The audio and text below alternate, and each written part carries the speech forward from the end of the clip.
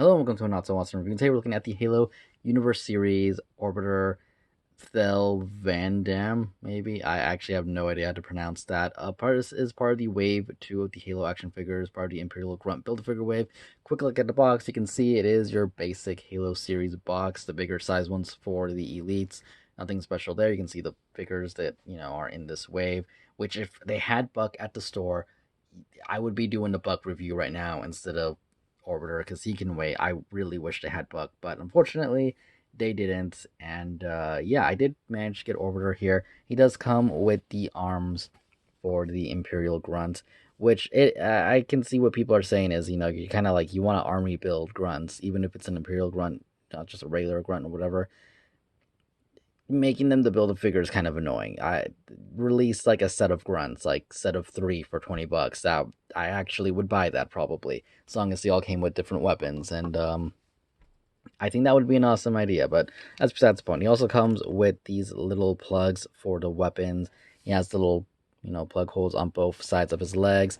I didn't bother opening them because he only comes with one weapon, which is his plasma sword, and it would have been nice if it came with the sword just as the hilt and not lit up as a separate piece, or even made, the beam part removable, just so we can plug it into him when he doesn't have a weapon on him. But I guess it's just a minor complaint there, nothing really big.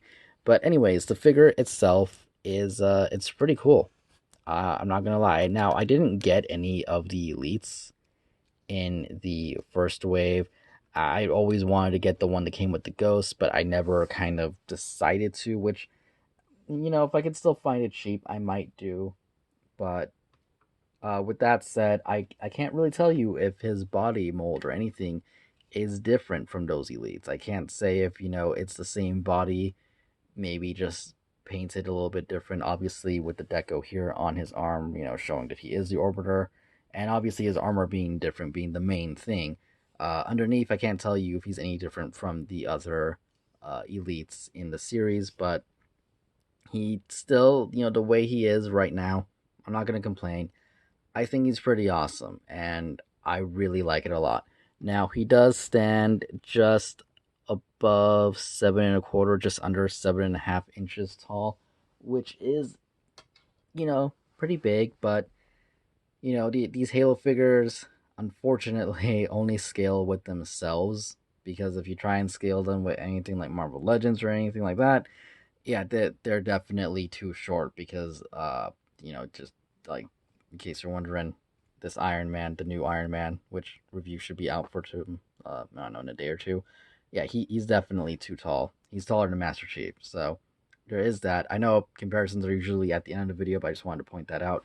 Anyways, the figure itself does look amazing. The sculpt work on him, all the line work on him, everything looks really, really nice. It looks really clean. The paint job on him, what little paint there actually is, came out really nice, really neat. And there's actually a few things I want to talk about because they did put some gold on certain parts of him. As you can see here, I'm going to take off his helmet.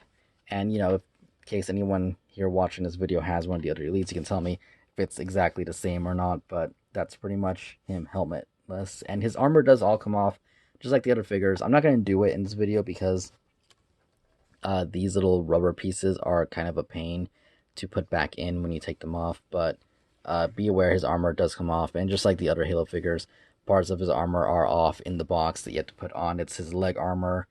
And I think that was pretty much it, actually. Just his leg armor. But yeah, if you guys take a quick look at the helmet here, you can see that they did put some gold paint along the middle here. Along with the line, this like red line that comes down the middle, though, I want to say it's off-centered a little bit to the left. You can see it's not exactly in the middle. I don't know if that's accurate or not. I think they just messed up, because it looks almost like it's in the middle down here, but then it goes up, and then it's definitely not at the middle on the top. So I don't know what's going on there, but it is nice looking. I gotta say, the gold on it looks really nice. The white on it looks good. Nothing else to say there. There is a peg, so it does kind of peg in, but that piece does kind of tend to fall off a little bit. And when you put it on his head, it looks a little sideways. I'm not gonna lie. I feel like this should have been turned a little bit to the right. I don't think it. Oh, actually, it does turn. Okay, so maybe I just wasn't trying enough earlier. So retract that statement. We just learned something new on camera. His head does turn itself. So yeah, if you're having the same issue I was, where it kind of looked like it didn't want to move, just turn it. Be careful, and you can kind of straighten it so you can get his eyes coming out. So there you go. There is that. And what I was going to say here is that they did add some of the gold to his armor here. You can see the gold on the bottom and the top, and it's nice. Like, I don't even know what kind of red you want to call that, but it's like it has like a nice gradient effect going on the bottom here, where it kind of just turns gold, and it looks really clean. And I really wish they had done that for the rest of the armor, because he does have, his red line work in the back and everything. In the front, he does have a little bit of red paint in the legs going down, but none of that gold. And I feel like if they had done that gold throughout his whole body, this figure wouldn't just be shiny and glowing and stuff. It would look amazing. But unfortunately, we didn't get that. We got pretty much dull colors everywhere else. But like I said, line work and everything is there, and it looks really nice. The symbol on his arm looks really nicely, cleanly done. So no complaints there. Articulation wise, it's not the best, but it's definitely not horrible in any way. You guys saw a second ago his head. I'll just leave that off for a second. The inside of his head can turn. It's a little bit hard in there. It's getting a little bit more loose now that I'm messing with it. His back little armor piece does fall off, kind of like all the butt plates for the Spartans, which is kind of annoying. My only kind of complaint about, everything coming off is the fact that everything tends to fall off sometimes. But, his head does move around, the actual neck piece. So we get two separate joints here that can move. Though with the helmet on, it does limit it a little bit. If I can get it on, you can't really move as much. But that's kind of expected with the helmet anyway. His arms do come out fairly good. The armor doesn't seem to really be hindering it, so that's really nice. He doesn't have like a separate swivel at the upper bicep, but he can rotate his arm like that. He does have a swivel at the elbow with that single, joint right there. And he does have rotation at the hand with a hinge that goes back and forward. You can see this hand is ready for any weapon, basically a gun, whatever it is you want. Like I said, he only comes with the sword, which, wow, that helmet really doesn't want to stay on, but I'll show you guys the sword in a second. Waist, or abdomen wise, I should say, because he doesn't really have a waist joint or anything. He can lean backwards somewhat. He can lean forward. I'm going to leave that piece on the ground. And he can pivot side to side really well. I mean, his back and forward is alright. His forward is pretty good. His back is decent. But his side to side, I think, looks really good. And he can rotate pretty much all the way around. He can't kick back or anything. You can see, his butt basically blocks all that from happening. But he can kick forward a decent amount. You can see the bottom of his feet if you do.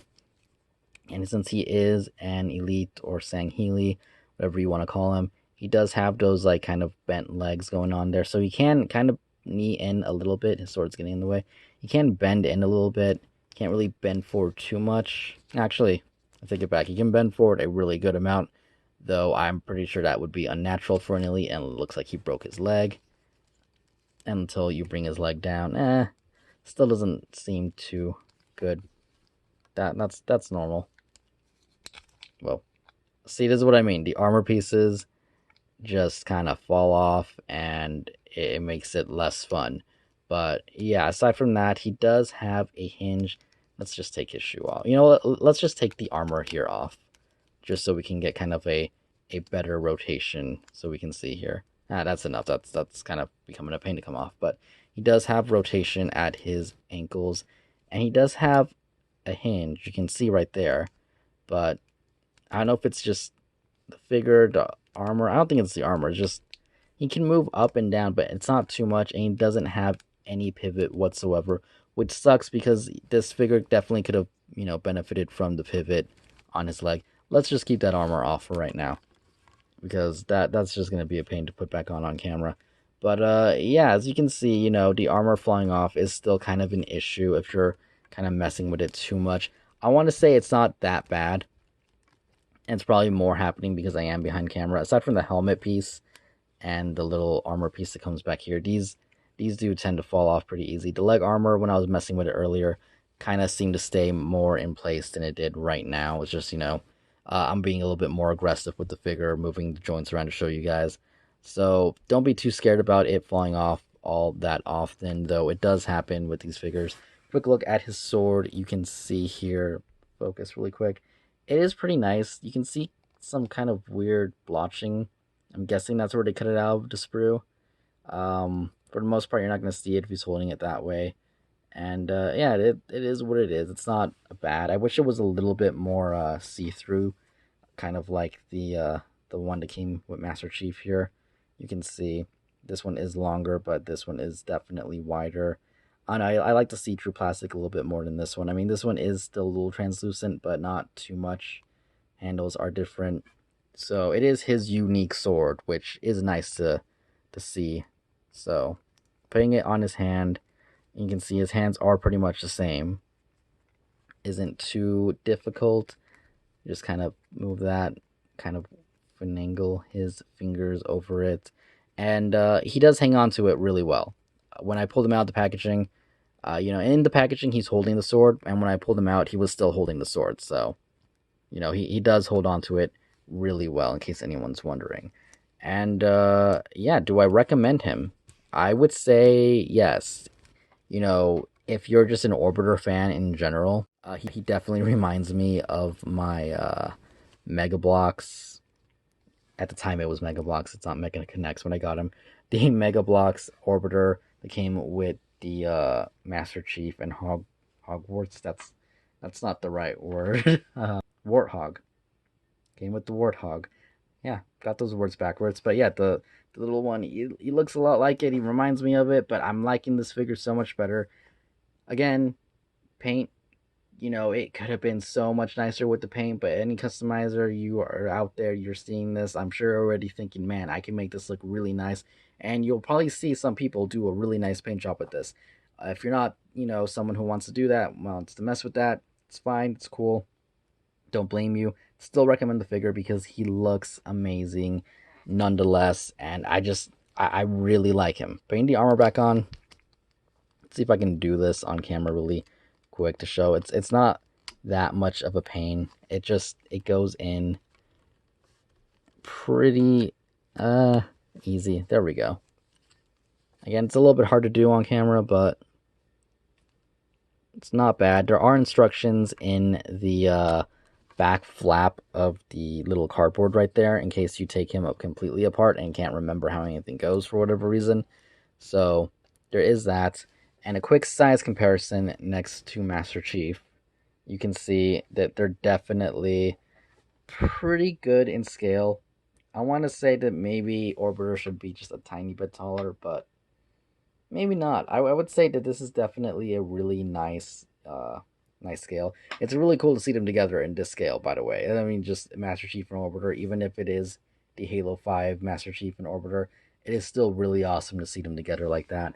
And like I said, I hope they go back and start doing older figures after this wave.